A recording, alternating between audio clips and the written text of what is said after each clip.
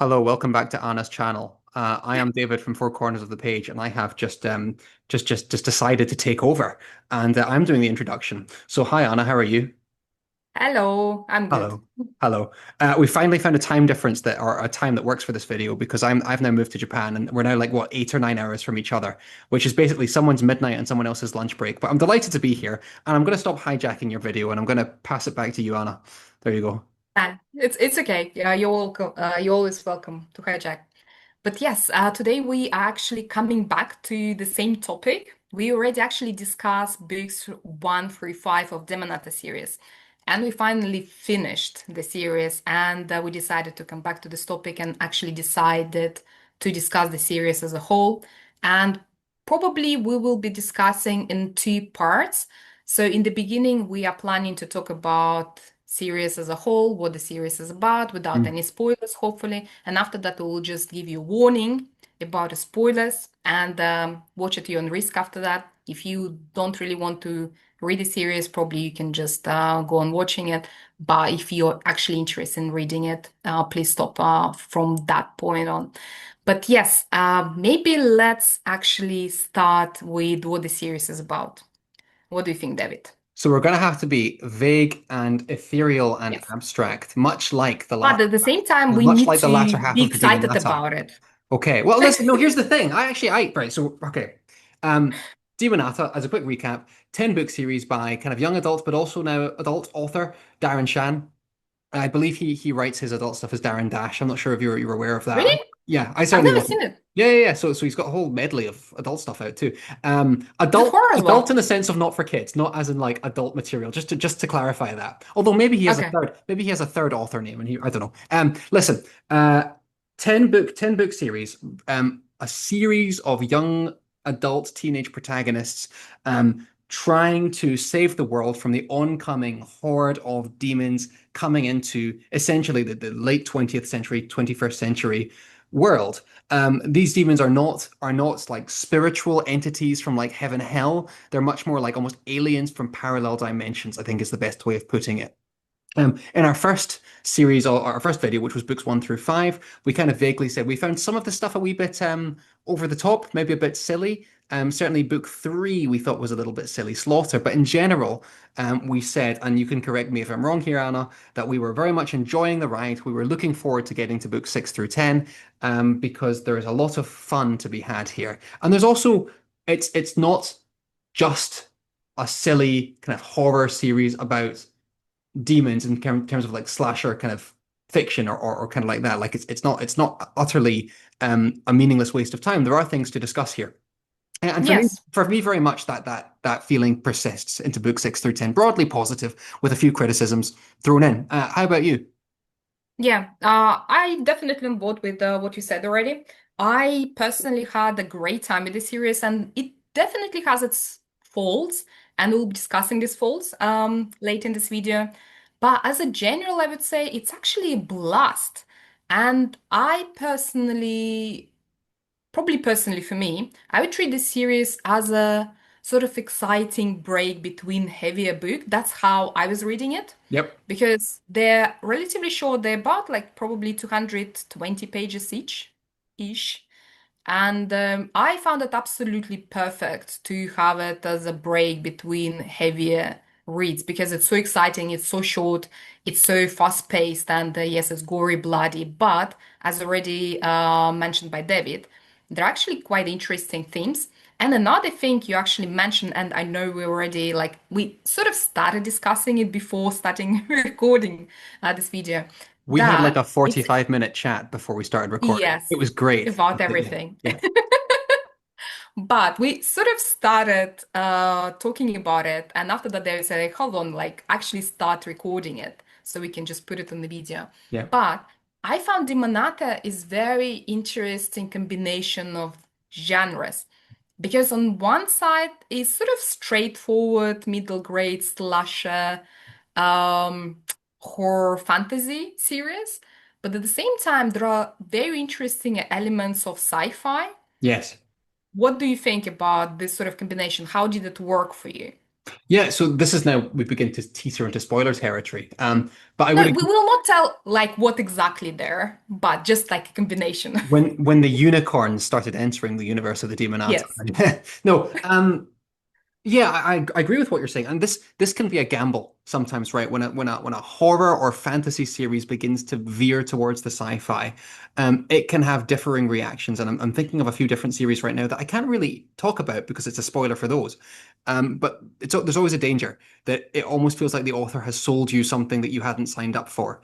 But I do think all the elements in the Demonata work together well. They don't clash most of the time. They work together well to create something that is genuinely interesting. There's a couple of moments where I feel like, was that necessary? And we'll get into these into the spoiler section. There are one or Yeah. two elements to, especially the back half of the series, where I did begin to think, is this taking things a bit too far? But you know what? It wasn't the sci-fi elements. I thought it Yeah. blended together quite nicely. Do you agree or disagree with that? I loved sci-fi elements, to be Hmm. honest. I think because when you move along the series, I would say for me personally, and maybe sometimes it is true for other longer series, when, for instance, you start a series, usually if you like the concept of it, you are very excited with the first book. You're like, wow, this is something new, this is something interesting. I've never read anything like that. And you're like this sort of like full of excitement and you really want to go on. But by the book three, four, it starts getting more familiar and you start noticing more faults in the Yes. books and originality wears off and obviously you start become more critical generally with the series.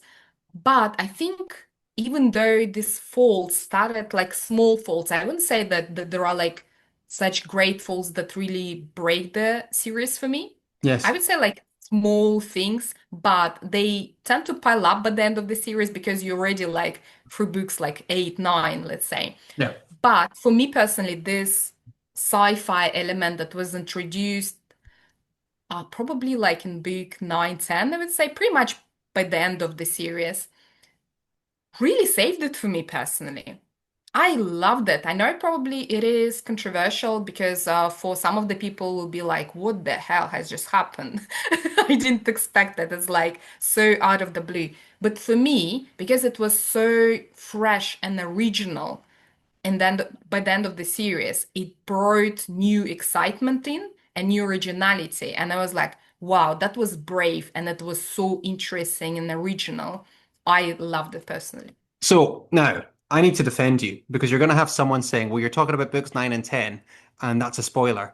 But I would say no, it's not. What? Because I think everything that happens, and again, we're keeping it very vague here, but everything that happens in the back half of this series, with a couple of exceptions that I won't touch on right now, is kind of foregrounded. And like Yes, you it you were is going to talk. progressing slowly. You were going to talk about the fact that this all happens in book 9 and 10, and I would kind of say, well, listen, a lot of the revelations that come in the back half of the series are actually kind of laid down pretty Yeah. starkly in book two, certainly book two. Yeah. Um, and so I think that's one thing that the series does well. Often with these kind of series, when it doesn't work, it's because you get kind of like two-thirds through, the author has clearly gone, right, I need to shake this up somehow.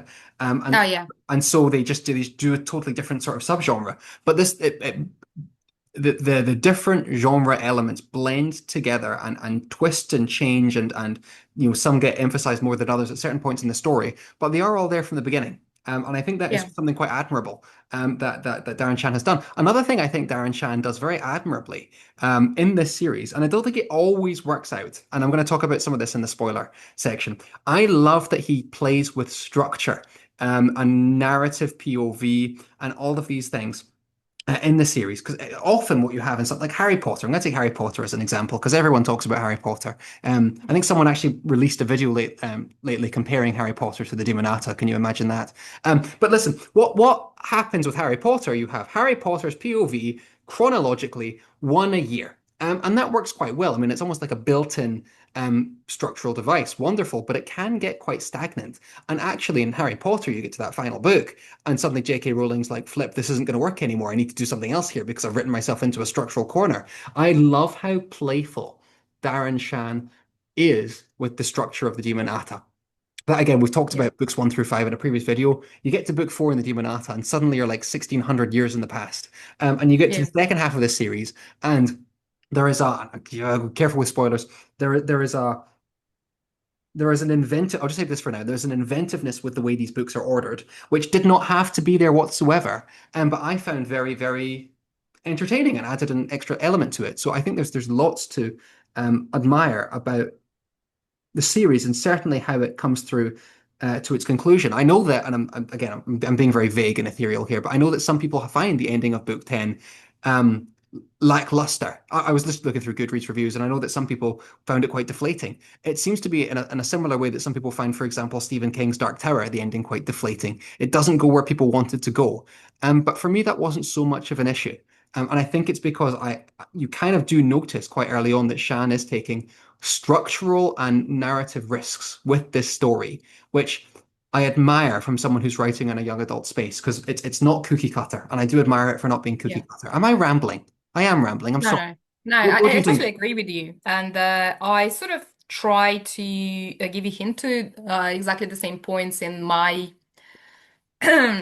embarrassing review of Demonata and comparing it to Harry Potter, It because wasn't I do agree embarrassing. It with was you that great. Sorry. oh, it was Sorry. like a bit of like a school project. But anyway, I'll post it behind sort of underneath this video if you want to see my public humiliation. Yes, you can have a look at that video. But I sort of was trying to sort of talk about it as well, that I find it so admirable the way he manages to sort of web the series through different times and sort of spaces. And it comes together so seamlessly and in such a beautiful way. I Mm, actually loved it. I feel my concerns and my complaints about a book, they're about small things, I would say, not about the structure and ideas themselves. I think the structure of the books and the way he weaves the story is absolutely magnificent. I absolutely loved it.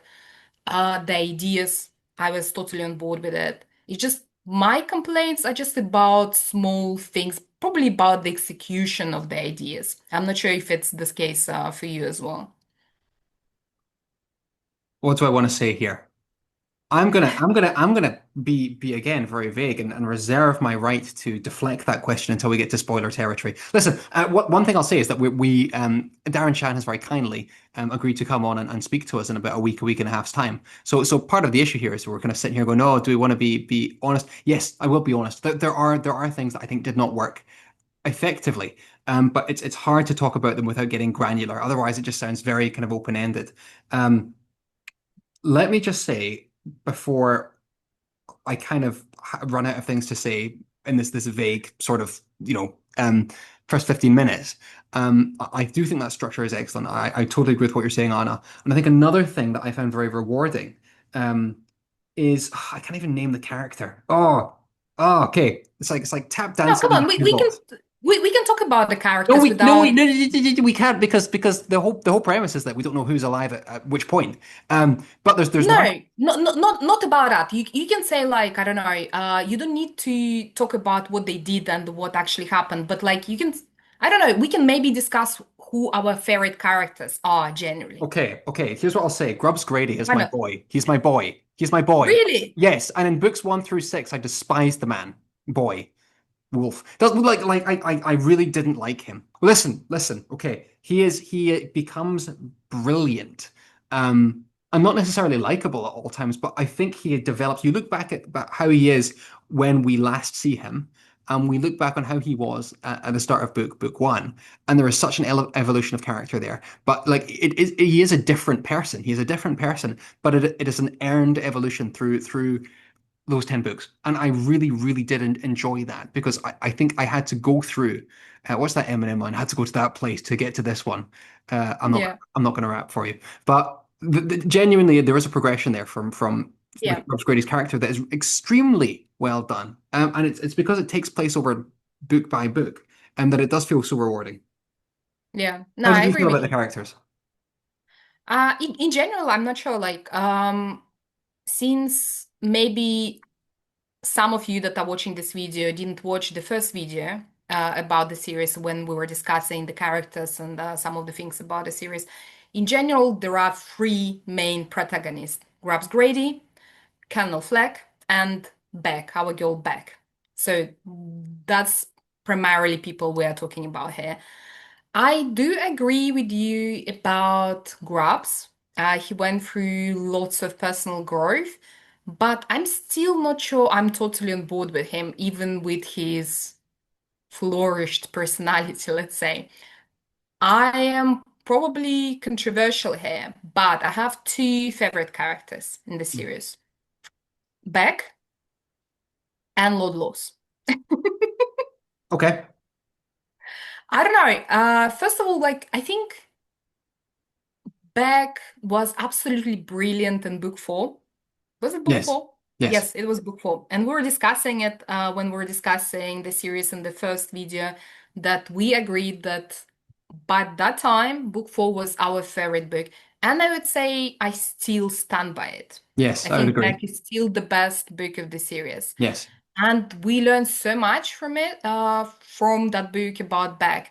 And I was really sort of enamored by this character. I think she's so humble and intelligent and at the same time brave. Yes. I absolutely love her, but at the same time, I love Lord Laws.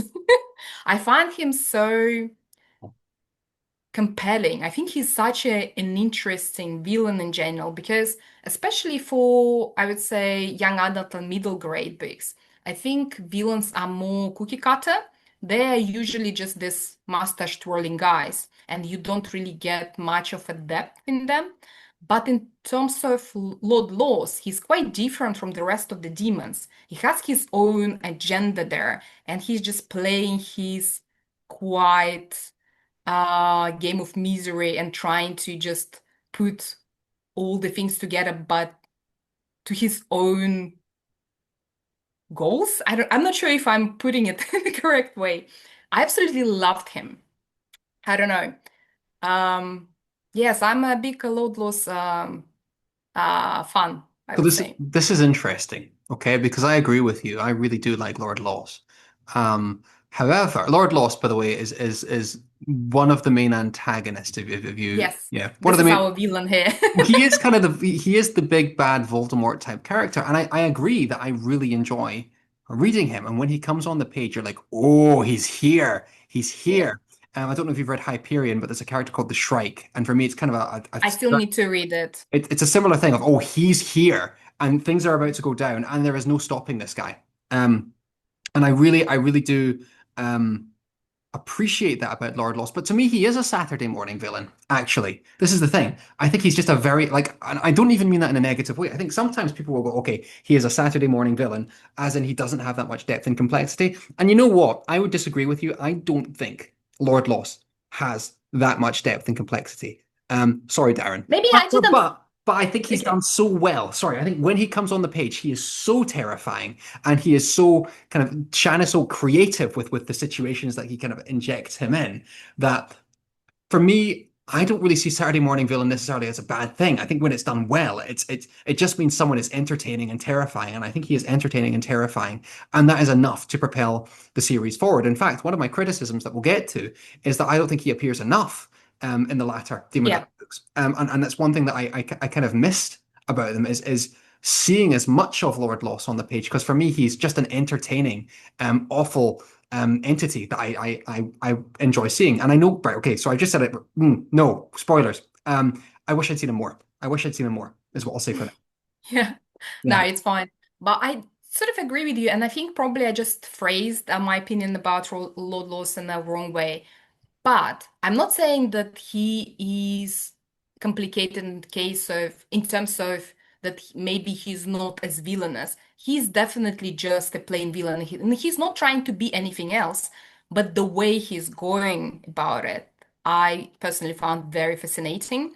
Mm, And what I found sort of why I mentioned that I saw complexity in his character, that the way he goes about his business, I found very interesting because even though he is villain and he definitely craves power and he wants to do his evil deeds, but he's not as simple. He doesn't just want to destroy humanity. He has some other goals, which we'll not be discussing in this part of the video. We'll be discussing it probably in spoiler part of the video.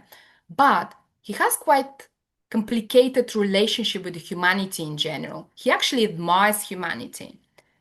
He finds people very interesting. He admires um, humanity's how can it, creativity.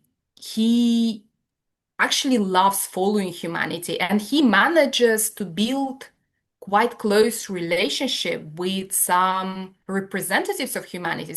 So he's not villainous to the point that he's not able to form true friendships even. That is an interesting Because aspect to him. You're he right. did manage to form very, very emotionally deep relationship with two characters Yes. in the book. And I found it so fascinating because you wouldn't probably expect something like that from a demon, but he was definitely very, very attached to them, which I found very fascinating. Yes. Yes, that's why I personally find him a little bit deeper than I personally expected. I loved him. But He you know was very what? interesting. You know what? And I guess this is the last thing I kind of have to say on this, before we can kind of get more detailed. I would still say the best representation of Lord Loss on the page is in Beck. It's in book four. When he has very little interaction with any kind of friendly human, it is just him on the page. I mean, the curse that he puts on them and things like that is just magnificently done. And the way his Yeah, feelings seem to be genuinely hurt at one point in book four, I yeah. think it's well done. And With part of spite, and the literally. and the end of book four where he goes, "I might have saved you." And again, that's quite Saturday morning. Going, "I might have But saved." at the same time, he Um, shows his I agree with you, but at the same time, he shows his inclination to try to build connection with humans because he mentioned in book four that he would like to have connection with Beg. He was yeah, admiring her. yeah, yeah. So there is this seed of his other side, let's say. I would agree. I think there's some fairness to that. Can I move to spoilers because I have a couple of Yes, takes I want to let's give go you. to spoilers. Yes. Okay, right. Here are my hot takes. Okay, so I want to restate that I broadly think. No, I don't broadly. I think the Demonata is a good series. It's worth reading. Certainly worth rereading if you read as a kid. And as you said, Anna, at the very least, kind of bit by bit between larger books is a wonderful way to experience something um, that is worth reading. Okay, here are my two hot takes. Okay, here are the two things that I would say are my biggest issues with the Demonata having completed it. We're just going to go in for the negatives first. Okay, Yeah. number one, Beck should have stayed dead. Beck should have stayed dead. So Okay. you're not a fan of a resurrection plot I'm not. I don't mind a resurrection plot in general. I think the series could have been much more interesting if Beck continued to exist in some capacity without having come back as a spirit. bodily. Maybe I don't know, even a face in the rock or something like that. And she could still. I mean, you'd have to kind of get the Kargash kind of involved somehow. Still, because obviously the main story point is that she's one of three, and the uniting of the three is what kind of can reset and save everything. However, I just the return of her character, I think the horror of book four that this girl does not make it, and is trapped and imprisoned. I wonder if something more interesting could have been done there almost. And then my second critique, and it kind of follows on from book one, is I wish, and I kind of alluded to it, I wish Lord Loss wasn't swapped with Death as the major Mm, antagonist of the series. I think there might have been a way to. I mean, I don't necessarily hate the idea of the abstract form of death. I mean, the abstract form of death comes across in many um, pieces of fiction, but I never found death as an entity very um, terrifying in the same like we literally go inside death at one point in book nine. I'm like, okay, yeah, we're inside death, cool. But see it again, see when any moment Lord Loss is on the page, I'm like, right, it's going down. And I never had that feeling with death in the it always yeah, just felt kind of like, okay, we have this enemy that we don't really get to confront properly. Um yeah. and I wish It's sort of Lord Loss like, had remained on the page a bit. I mean, I don't mind the idea of death being a force, but I wish Lord Loss had stayed as the primary antagonist all the way through. Those are my I, two. I Those are my think, two major criticisms of the series, I would say. no, okay. No, I agree with you. But I think like the issue with death, probably coming from the idea that it sort of acquired personality and became a self-sustaining entity, with its own willpower and goals. But at the same time, we actually never got exposed to this personality. Yes. It it's like it acquired this personality and entity in idea, in theory, but we never actually got exposed to it. We don't really know this entity, so it still remained this shadow Hmm. at the background. Yeah. That's why probably we never really got actually interested in death. Yes. Yeah, I actually agree with it. Like book seven, we discover death as the antagonist. Not really there in They're book just eight. looming somewhere. Yes. Well, I mean, there's a confrontation with Barnabas that I think is actually quite well done. I love Bar. You were talking about your favorite characters. I adore Barnabas. We'll get back to the Yeah, positives. he's great. He was He's great. brilliant. I love this idea of Yeah, the corrupted mentor. It's such an interesting way. Anyway, yeah, we're going to stick with the negatives. Um, book nine, you explore a little bit more about who death is and how death arose. Um, and then book 10, Beck and Death sort of merge early on, but that also keeps Death kind of subdued yeah. in It's the still plot. about Beck rather than about death. Yes, and I actually really like book 10. I thought book 10 was it talked about the fact that some people found it controversial. I thought it was extremely well done. But I think Yeah. it would have been heightened if Lord Loss had remained in some way, and I don't even know how this would happen, the central antagonist all the way through the end. Because I think Death Yeah, but was by then he was the a main weaker replacement. antagonist, Yes, that's true. which I found absolutely brilliant. I Yes, was like, yay! yeah, yeah, yeah. I love that ending with Lord Loss. Actually, that's fine. That's Yeah. fair. So those are my two main critiques. I mean, I have a couple of smaller gripes. I think there's a bit of narrative repetition in book seven, eight, nine. Like you have the same sequence over and over and over Yes, we again. were discussing it. Yeah, It's terrible. Like the idea that I think in general as readers, yeah, we tend to complain about lack of recapping in our books. When you start a new book in the series, you probably forgot by the time some other books in the series. But I think we would like it to be done ideally from the second book in the series, not from the book seven. But here in the Demonata series, we literally started getting recaps from the book seven, which yeah, is already too far in the series. It doesn't really help you. But at the same time, if for instance you're reading these books back to back, they're so short, you potentially don't really need much recapping. yes. And I the would, way I think these recaps were like implemented, not very elegant way, because usually like a recap maybe like in the beginning, that's the things that happened previously. But here sometimes we kept having recaps even till the end of the book. yeah. Something like some things that like keep repeating, and it's like, what the hell is happening here? So I would maintain. I'm going to spin it back to the positive now that I've had my little 5 minute soapbox. That broadly speaking, one of the strengths of the Demonata is that it's playing with structure. I don't know if you've noticed that the books are kind of a mirror image. You know, book one, book 10, book two, book nine, book three, book eight. Like there's a narrative POV mirroring going on, which is wonderful. Yeah, yeah, And I do enjoy that book seven, eight, and nine overlap with each other, that they are basically a trilogy where everything's happening at the same time. I think that's a really great idea. You have these three protagonists that are kind of almost like the Two Towers does something similar, I think, where everyone's doing everything at the same time and it's broken up in such an interesting way. But when these characters overlap, it's literally you're just getting the same lines of dialogue and the same yeah. scenes twice or even three times. And that began to slow things uh, down. However, you know what? I wasn't as huge a fan of book seven.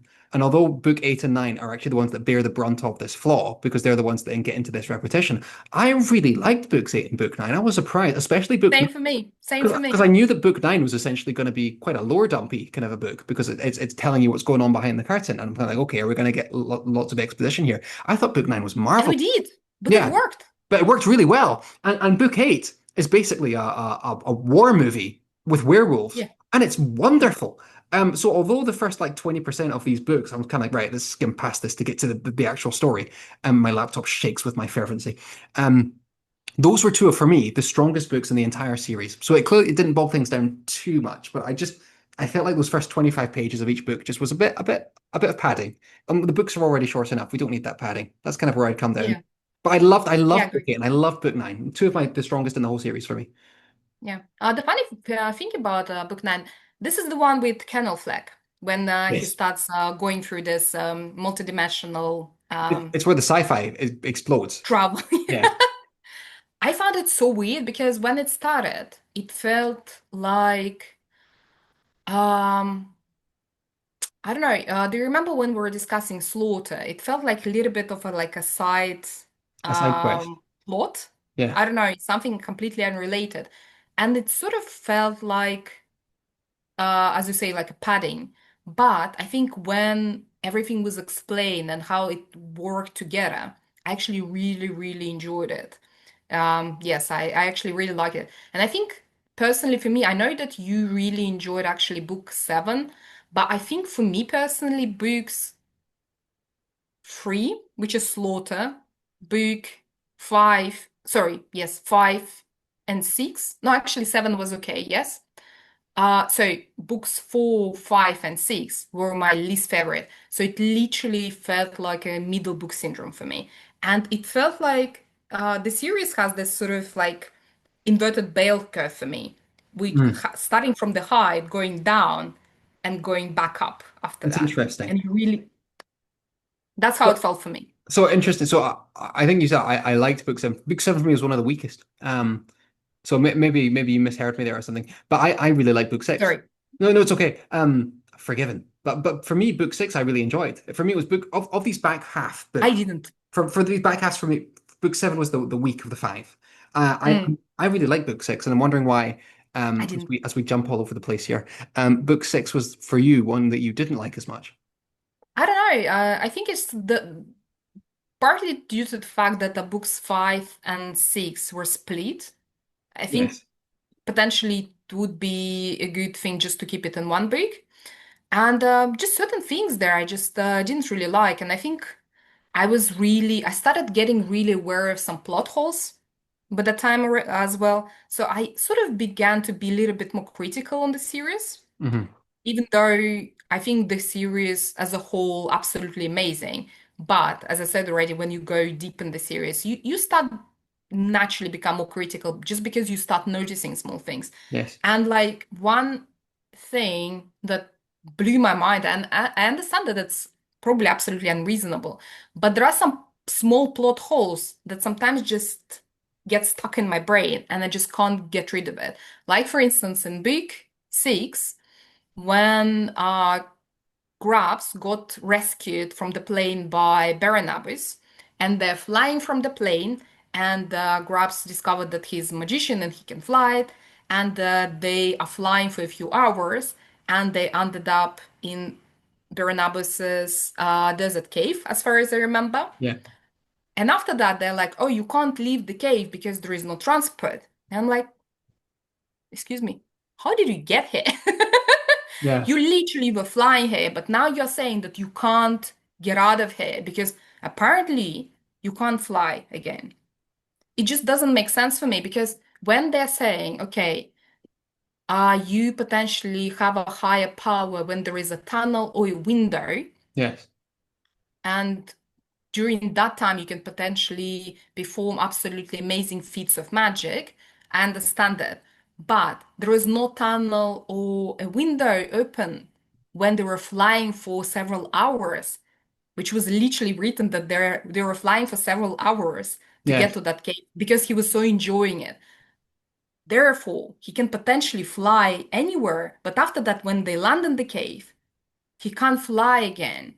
And it never pretty much was performed after that because he's like, oh, I can't fly. But why it happened? It I just broke. It just broke my brain. I was like, what the hell just happened? I Oh, wonder another. if you could interpret that as maybe, I mean, this is just me guessing. Um, Grubbs is still basically a coward at this point. So I guess one No, thing. no, no, no, no. Barnabas even like you can't get out of the cave. Like you will die in the desert. There is no means of you getting out of the desert because like humanity, like civilization is so far from everywhere. Like we're in the middle of nowhere. We're in the desert. It's like you flew here. And Grubbs is aware at this point that you can tap into magic pretty much any time, right? Yes, He's aware of this. Yeah. it's such a Okay. glaring plot hole. Oh, He's another still my plot boy. hole. Yes, no, He's still my it's not boy. about him. It's just I it's know. just a plot hole. Oh, another thing. I was like, okay, Lord Laws the only demon master that can travel between universes, so he can actually visit humanity whenever he wants. Yes. Why? because he was carrying Kagash, like the Yes. piece of this weapon inside him. Yes. So that's why he was able to move between the universes. But Yeah. he lost the piece. Why the hell he still can't travel? So that It's one really doesn't bother me. odd. That one doesn't bother me quite as much. I just kind of viewed it as some It kind of does. But it magical, does me because it magical doesn't make residue. sense. I notice these things and Yeah. they just stick in my brain. Yeah. And like I can't, and I just can't forget it after that. It's just because it doesn't make sense. I'm not saying that there It's are like many having a things like student that. card. You know, you have a student card in uni and people just use it for years on after until they can't get away with it anymore. Yeah, Lord Loss had a student card to our universe. That's what it was. maybe. Yeah. But like in terms of explanation of the series, the way they explain it, it didn't make sense. And there are just a few things like that. Yeah. I'm not saying that's like the predominant thing that happens in the series, but just a few things that like that happens. I'm like, what are we talking about? What's You know, happening exactly? I'm awful. I'm awful at spotting plot holes, and I'm awful at these kind of like twists as well as something I can never identify until it's way too late. Um, but I think those are fair. I would have two questions for you, not quite related to this, but kind of in general in terms of plot and narrative structure. In fact, let's start at the end. 'Cause as I mentioned, like for many people, I know we've covered this a little bit. The main critique that I've seen of the ending was that it was too abstract and too sort of it if I'm going to try and make a steel man this argument, people tend to say that they don't like it because it's much more kind of airy It and is metaphysical, David. algebraic. It is Algebraic. metaphysical. Metaphysical is a good word for it. I love it. Because everything in books one to let's say four are a bit more kind of gristly and gutsy. And it seems like we've pulled away from that by the end, but it seems like that's something you enjoy. I loved it. And Yeah. you know why? Because it breaks the structure of fantasy and it hints that that it could have actually happened. Because when the universe gets reborn Mhm. and we start a new universe, there are no potentially these demon crossings, Yeah. potentially at certain point, and we can just potentially say that this is our world. Yes. But there used to be a different universe, but it was just reborn, and that's why we don't have demons now anymore, Mhm. because we have only Lord Laws, which is mostly contained, and we don't really have much encounters with the demons anymore. So it's like it breaks the barrier of fantasy in the real world, and it's talking about creation universe. And at the same time, you get an idea. Maybe it was all real. I think it's Yeah, like mind bending, especially I at the agree. level of like middle grade and young adult fiction. You're like, wow, Yeah. that's like you are trying to be so deep here, man. I really admire you for that. Yeah. I totally agree with that. Completely. Um, I do. What you said is basically what I was going to say, right? That it gives a justification for why there aren't demons in our world, but why we still have nightmares. And Yeah, I really Lord like Loss that. is your guy. Yeah, I thought it was a really, really clever way to sort of wrap up the series. If anything, I wish it had kind of gone on for a bit longer because I really enjoyed some of the ideas that were being played with there. And it did kind of bring all this sort of the stuff from book nine. I, I love book nine. I can't even articulate why I I like loved book it as nine, but well. I think it was such an interesting premise for what the universe is like. Like the peeling back behind the curtain was actually really Yeah. interesting. But then all of this comes into play into book 10. But at the same time, as I said previously, a lot of this was foregrounded in like book two, so it didn't feel like suddenly like a spanner was just being thrown in. Like we have to resolve this somehow. Here are the mechanics. I'm quickly building behind the scenes. It did feel quite organic to what the series is. So I really did like that. And I did see this criticism from a few people saying something along the lines of, "Well, listen, it's again algebraic is the how I described it, and metaphysical is probably the better word for it." I thought there was enough gristle in that last book to kind of put the lie to that criticism. I really thought that okay, books seven, I thought, right, the thing that I mentioned earlier about things kind of getting thrown in that I didn't think were actually that necessary. One was death, and the other was zombies. I'm like, the zombies didn't really need to be here, Yeah. did they? But where was I going with this? I feel like book eight, especially, and then book 10 had enough of that return to the ultra violence of, let's say, books one, three, and That's why I six. say like it's That an I do, inverted bell yes, curve for me. yeah, I thought it was really, really well done, and I was quite surprised to see the reaction. And maybe it's just a small sample of people on Goodreads that floated to the top, but I thought the execution of the ending was really excellent. And the only criticism apart from the idea of death being the main antagonist, and I wish there was a way around that, is that I just wish it was a bit longer, book 10, because I think there was more to play with there. Um, Yeah. but I thought it was a really interesting send-off. Did you read it like they were going to write themselves out of existence in some way? Like, are the people of Beck, Grubbs, and oh my goodness, Colonel, are they going to appear in this new universe? Or do they I think omit they're like themselves from the new the existence? way I read it, Yeah. the way I read it, that when Grubbs was a trigger and he was triggering the creation of this universe, he was literally, I'm not sure, like I'll try to get the book. Sorry, just Don't knock behind your me. pile over. I want to read it.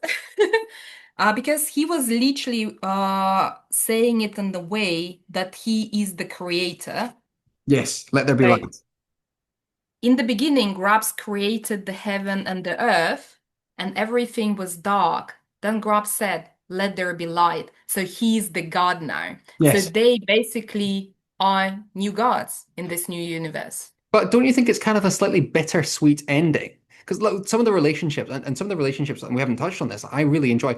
I think Dervish and Grubbs, okay, it's a bit of a messed up relationship, but I enjoy their kind of friendship, Yeah, they camaraderie. have very good And relation. I and it The kind of only, but it kind of makes me sad, Anna, to think that in this new universe, if Grubbs does not exist, that yeah. friendship is essentially wiped out. And I'm not levying this as a critique. I quite enjoy that as a bittersweet moment. But it is kind of sad that all these connections and memories that have been forged between these characters literally become annihilated as But everything that's the becomes thing. It's new. like I think we like throughout the series, we always grapple with an idea of the price that you're willing to pay. And Yes. I think that's the one of the prices that you just unfortunately have to pay because pretty much no one is really safe in the series apart from the main characters. Even them go through absolutely horrific, sorry. Colonel getting Uh, his eyes melted every other page. You're like, come on, man. Just yeah, keep them for a poor little bit. thing. Beck died as well. Like Grabs is going through absolutely a terrible transformation as well. I think it's one of the ideas of the series that sometimes when you're going through these horrible times, there is a very high price to pay for peace or for good things in your life in general. Yeah. And yes, this is unfortunately just one of the prices they had to pay. But yeah, I agree with you. It's sort of like sad, but well, what can you do? They're like the universe was wiped out. Yeah. Again, I'm not levying it as a critique. In fact, I quite enjoy it as a kind of a sad caveat to the ending. But I guess if I'm going to try and spin this off to another positive that I really enjoyed, for me, there's two compelling, and this is why I said at the beginning, I don't think it's just lightweight. I mean, it's light and fun, but I think there are a couple of things to pick out that are actually quite good standout themes. And the two of them that I think are the most prominent and the ones that kind of excite me the most, and they're kind of related. The first one I really enjoy, the theme of sacrifice and who to sacrifice. I think this is really interesting because very often Yeah. the characters making the sacrifice, they're not sacrificing themselves. Sometimes they are, but very often they're like, okay, that group of people has to go, and we have to keep going. So see this plane full of people, they're all going to die because it's not worth us. It's not worth me risking my life to do that. And then Barnabas, literally, there's a line in Dark Calling where it's something along the lines of like, yes, if Barnabas had the choice, he would just save 20 people and wipe everyone else out if that meant that humanity could continue. Of course, he'd make that choice. Yeah. I love that inversion of what sacrifice means. I think that's very well done. And the second theme that I really, really, really, really, really enjoyed in the Demonata is mentorship. And I touched on this, but there's so many, and I touched on this in one of my, I think the 10 books in 10 days video. I love how many awful mentors there are in the Demonata, especially because you're getting this from like a young adult perspective. Like you have Dervish, who is fun. He's like the Sirius Black character, right? But he's awful. And like he has, he's awful to Beck. He's awful to Grubs. Like he's a horrible like uncle. But he's cool, so we like him. Um, and then he kind of has a heart attack, and he's just like, but he's also like, listen, I'm just going to keep going and keep on keeping on until I'm Yeah. toast. He's a really fascinating wee side character. Um, And I think we let him get away with a lot of his awfulness because he's cool. Yeah. Barnabas is a messed up mentor. He is like the father of messed up mentors. This kind of But I think he is very true character at the same yeah, time. yeah, yeah. But I love him. I love even at the end of book nine when they're like, "Help us," and he's like, "Ha, no," and he just kind of goes off into the void. And I love his origins. And let me give you one more. I mean, there's a few. Drust in book four in Beck. I mean, Drust is almost like the proto Barnabas. And seeing the connections between Drust and Barnabas is so fascinating. You know, Drust being like, "Yeah, of course I was going to sacrifice you this whole time. Like, what did you like? I had to." And that Yeah. again feeds back into the idea of sacrifice. Who's sacrificing what to whom? And so I just wanted to take a few minutes and just gush about these two themes that are all the way through Demonata, and I think are so well done. I don't know if you picked out any other themes or you'd want to kind of add to what I was saying there, but No, really well done. no, I actually really agree with everything you said already. And we definitely have the themes. And I think that's one of the things that makes this series absolutely amazing Yes, because it's not only gore and fun, we actually explore in these darker themes. And I think sometimes they are being overlooked in children's, let's say, literature. yes, And I hear that they're very dark and sometimes they're very, very uncomfortable. Because sometimes I think in children literature, these themes are more subdued yes, because we don't try to be uncomfortable. But here I think Darren Shan is just going wild with them and just truly exploring them and just leaving them for you to decide what is right and what is wrong, because people are not perfect here. And another thing, actually, like I already mentioned about Barnabas, he's I'm not even sure he's terrible. He's terrible human being, sort of, even though considering that he's not really fully human, he's a terrible being, probably from the standpoint of our morality and our logic, but because we're humans and we have a limited lifespan. And why I think he's very true character, he's very believable, because I think Darren Shan really portrayed him in a very interesting way because I had this criticism about another book. I'm not sure if you read it. I know it's a very, very popular book, and probably if I voice this opinion, I'll get some hate. But um, what is it? Adi LaRue something. oh, the inevitable life. So something life of Yeah, I haven't something read it. like Yeah, Life of Adi LaRue by Schwab, Yeah. E.B. Schwab, something like that. That's the only book I've tried reading by this author because I've heard absolutely amazing things about this book, but in particular and about this author because lots of people love her stories. And actually got at some point a special edition of this book, anniversary edition, because I was so excited to actually try to read this author. Hmm. Ooh, I didn't finish it. I DNF'd it. Actually, based on this premise, because Adilary made a pact with a demon and she was alive for centuries, so she couldn't die, but at the same time, part of that pact was that she wouldn't be remembered by anyone. So, can you imagine you live on, but every human interaction you have, as soon as the person turns away from you, they forget you instantly. So no one can actually remember her. So she can't really form any human connection.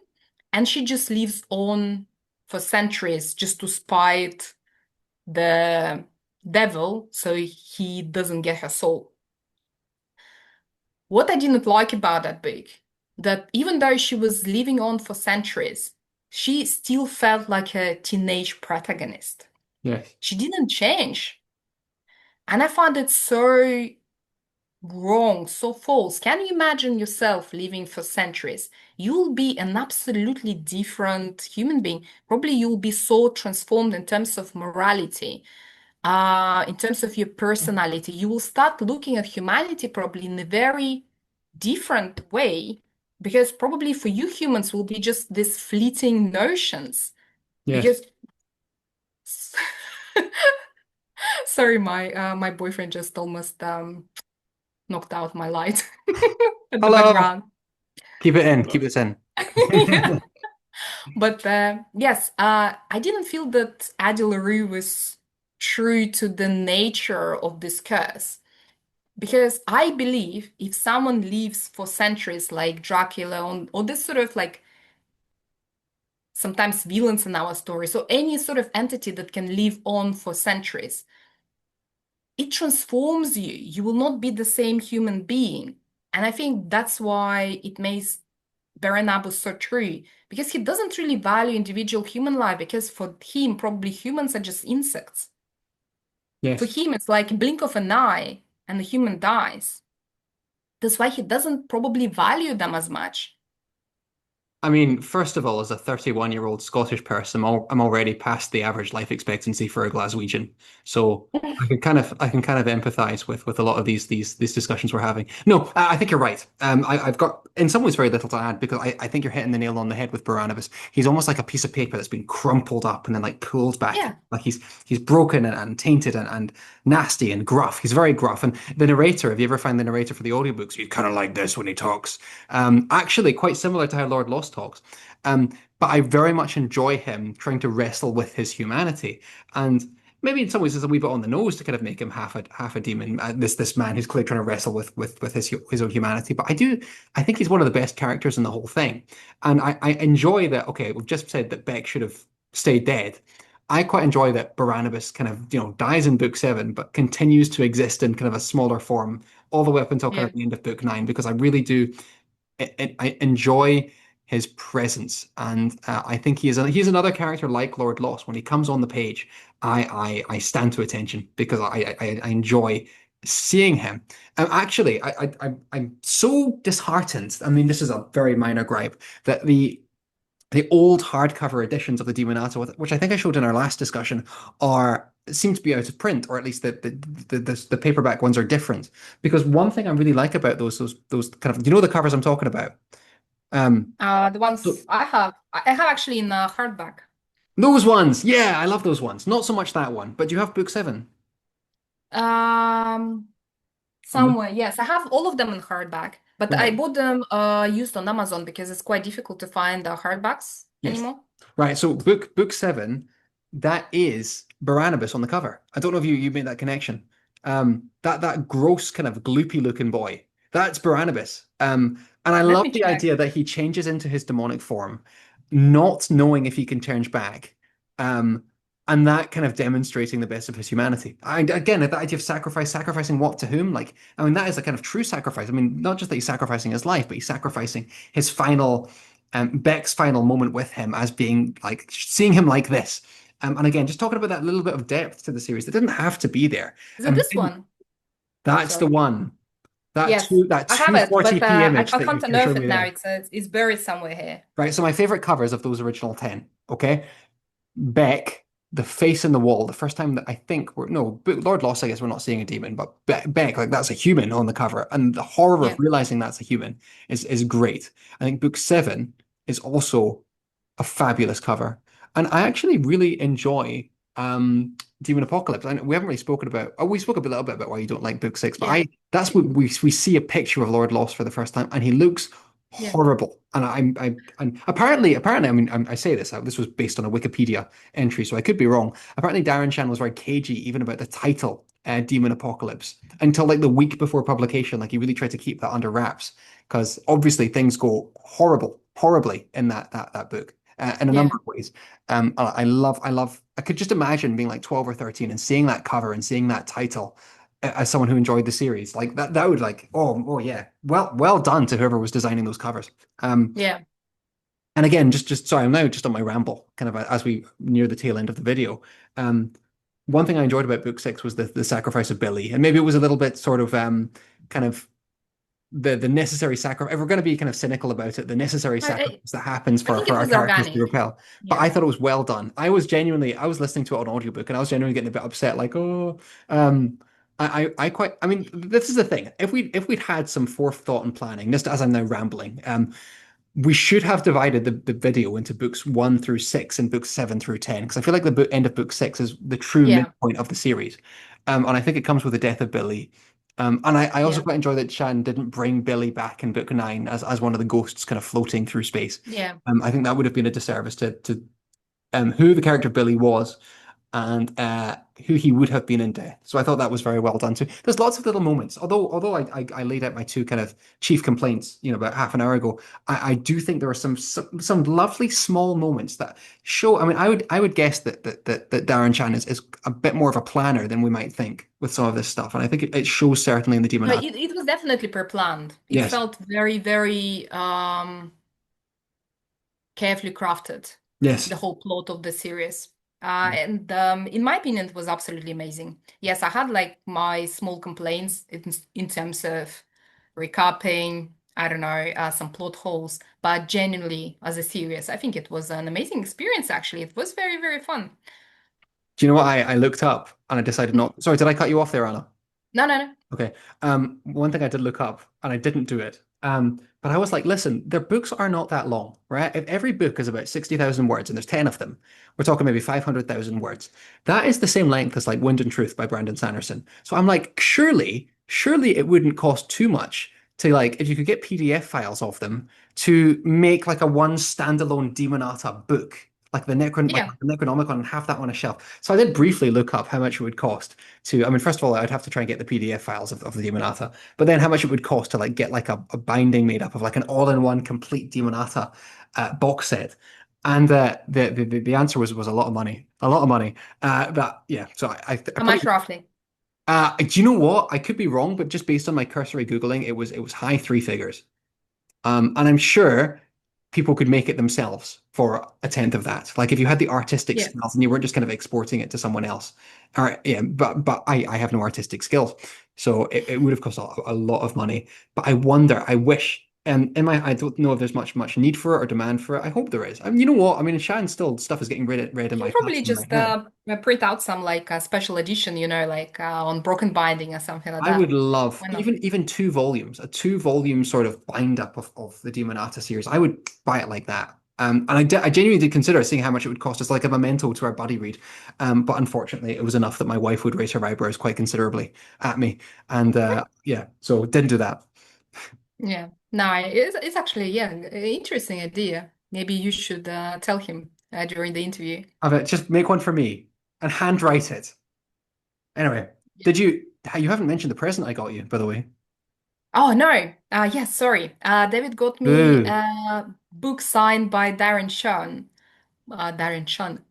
My name's pronunciation is terrible. It's a pen name anyway. It's a pen name anyway. Yeah, but it's a from a new another series that we're planning to actually read, or at least I'm planning to read. We can read it About together. vampires. I think Start to so freak. the Freak. Start to Yes, freak. Yeah.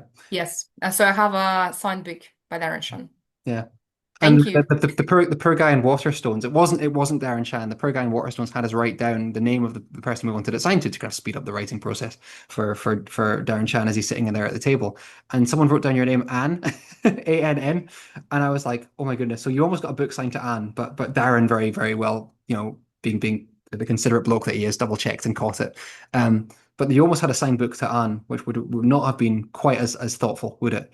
But I'm glad Yeah, that didn't happen. Anyway, I'm very much excited to read. I mean, the Cirque du Freak series is 12 books, but they're even shorter than the Demonata. So I yeah, think they're very short. we're Yeah, gonna so fly through those. I And was I'm looking actually forward to it. thinking maybe next month, starting next month, or when do you want to start? I had them on Audible for a while, so I want to check if they're still there because I think I'd probably audiobook my way through them. I'm not sure it's worth No, it's like not. It's not. spending my audible points on such short books. I think I'll Yes, be fast they were just reading free it. for a while on Audible. I don't think they are anymore. But I, Right. I want to see if I can find a cheap way to get through those 12 books. I think via Audible because I really listen. I did books 1 through 6 via the audio. I had books seven I through was actually 10. reading all of them. I really enjoyed the audiobook. I thought the narrator did a fantastic job. They just stopped commissioning him apparently from they finished book 6 and they never got back to him for book 7, um, That's which is weird which though. is awful. And I did a bit of a deep dive just as we're now just kind of just having a chat about like why did they stop? I was on Reddit trying to find like is there anywhere to purchase books 7 through 10, like even like physical copies. And apparently what audiobook fans have done is they've just resorted to text to speech. Like there are like text to speech editions of, it's probably illegal, of books 7 through Mm. 10 because Audible listeners or audiobook listeners got treated to books 1 through 6 and then just had to stop there. which is kind of it's really sad because you're missing a good chunk of the what's going on in the story if you stop there. Um, but yeah, so I think I want to my point here, if there is a point, is that I want to audiobook the entire series, books 1 through 12 of Cirque du Freak, um, and experience that story completely that way. I know there's also a prequel series out, like the saga of Larton Crepsley, which is one of the I saw that one. yeah. So Yeah. those are kind of connected, but also a prequel. There's lots still to read, and then we've got Darren Dash and and Zombie and much more. So yeah, we're doing No, well. I think next month I will start with the circus. Circus. My Cirque. God, my English is terrible Well, it's sometimes. it's French, so no excuse. Yeah, but another funny thing I found actually about the series, it's not exactly about Demonata, but if you look at this cover, I mean, generally the series is very heavy on chess, Yes. game of chess. And the funny thing that when I was reading the series at the same time, I was listening to The Wandering Inn, the first book. Right. Okay. Right. Now we're completely off topic, but how do you find the Wandering Inn? Because everyone's hating on the Wandering Inn, and I'm Why? standing. No, So I actually really okay. I have that's an off topic, but yes, off topic conversation. I started reading Wandering in about a year ago, and that's I was right. actually sorry. Sorry, I remember you telling me this. Sorry. Yes, I started reading it on my Kindle. I think I went through about 1/5 of the book, and I DNF'd it because I was very annoyed by Erin Solstice and all this repetition in the beginning of the book. Yes. But at the same time, like there is so much hype about the series, I was like, okay. Just recently, I decided, okay, let's give it a go on an audiobook. It is such a much better experience. Andrea Parsons' narration, and I'm sad because she's now She is quit. amazing. She's She's quit after book amazing. 15, and It she's was quit. such a blast. I loved it.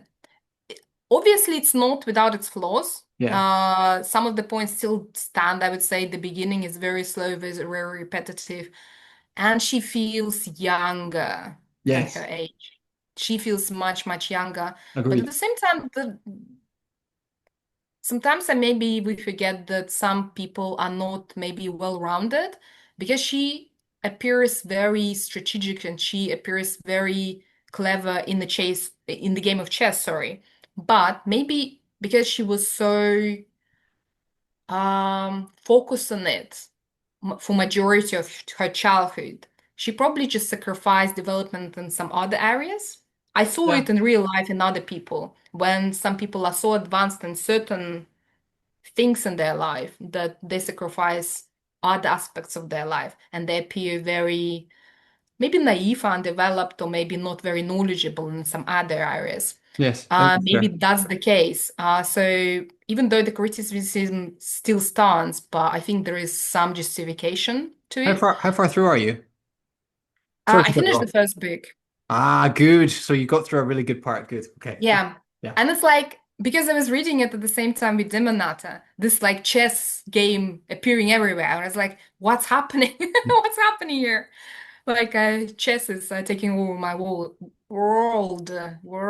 I was just going to Yes. say before, do you know why Andrea Parsons? So she's quit The Wandering Inn about 15 books in, and the reason is hilarious because she is genuinely one of the most talented narrators I've ever listened to, and she's quit The Wandering Inn. Basically, she's like, I don't have any more characters in me. I can't do any more voices. Or Yeah. I'm very much paraphrasing her, but essentially she was like, I'm tired, man. Like there's so many characters here, and I feel like I'm not being able to do them justice.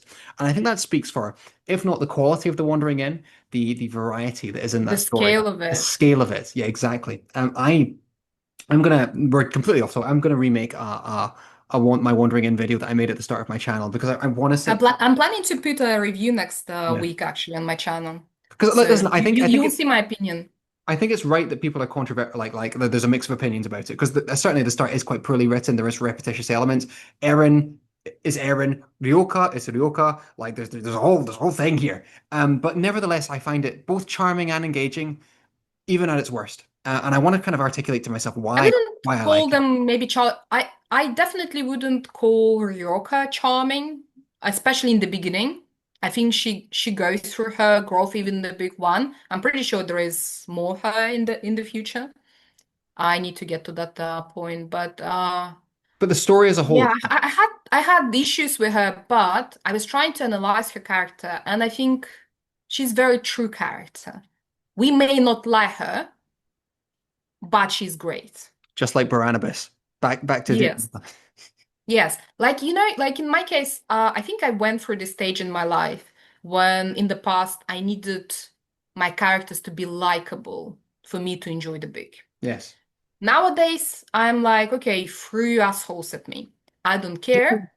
But if they're believable, if they are well written assholes, and you see the logic behind their action, Mm. and they're consistent in their action and their Yes. beliefs, yes, I don't care. I will still enjoy the book just because they are true characters. You really feel that they could be real people. Yes. Agreed. Yeah. And again, just to link this back to the Demonata. Sorry, Darren.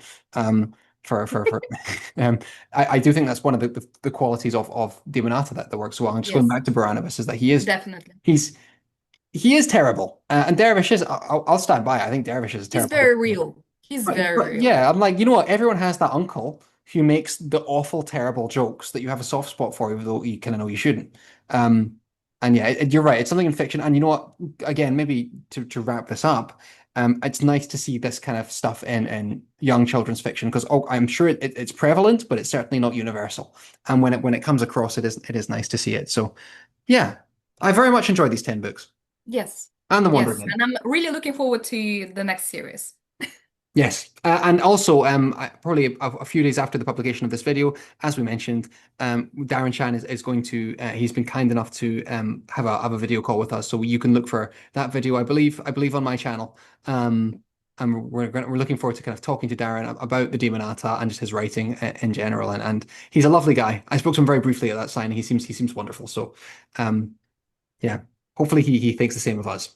And yeah, Yes. looking forward to that Hopefully. We'll conversation between see. the three of us. Yep, brilliant. Good. Hopefully, I will not lose the rest of my English during that interview.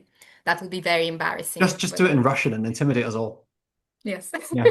But anyway, guys, thank you very much for watching this video. I really hope you enjoyed it.